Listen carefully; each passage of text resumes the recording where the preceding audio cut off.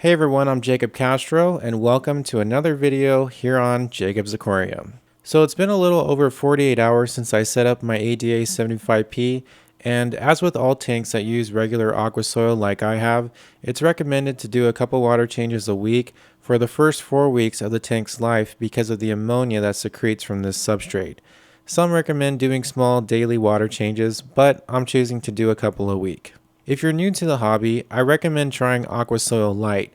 It's a new substrate ADA recently began to offer that still contains rich organic ingredients but releases ammonia at a much slower rate.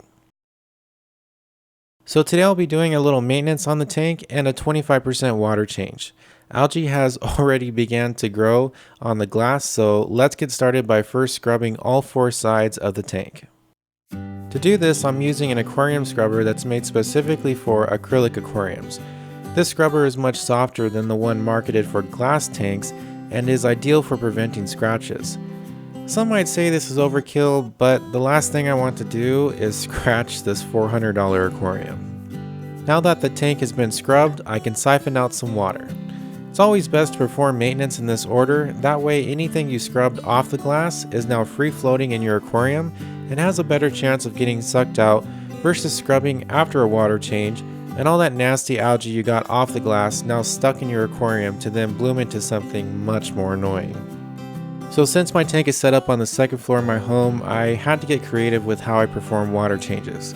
The closest bathroom is actually attached to my room, so I figured why not drain water into my bathtub. So I did exactly that, and I did that with the use of some 5/8 inch vinyl tubing I got from Home Depot.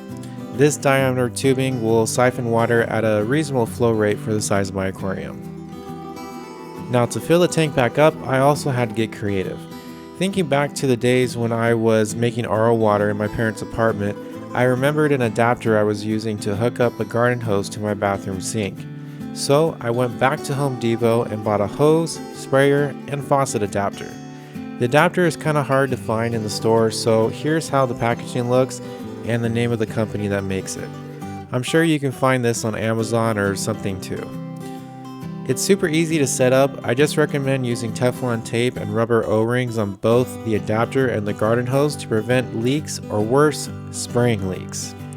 Also, your faucet may put out a lot of water pressure, which could put stress on the pipes connected to your faucet.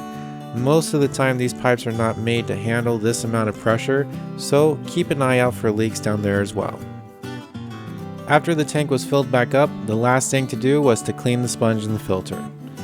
Whenever I clean filter pads, sponges, whatever, I always like to do it with a garden hose that's on a jet setting, that way I'm able to really get these things clean. Rinsing these sponges out under a normal faucet typically doesn't clean them very well. High pressure water will get out all the gunk clogged up in these sponges. So that's pretty much it. You guys witnessed the first round of maintenance performed on my new ADA Planet tank. Thank you so much for watching this video. I really appreciate it. If you would like to buy any of the plants you've seen in my ADA tank, they're available right now on my website, jacobsaquarium.com. Every time you guys buy plants from me, it helps grow this channel and everything I do for the Planet Tank community, so thank you so much for your support. Also, don't forget to check me out on Facebook, Instagram, and Twitter. All my social media links will be in the description below.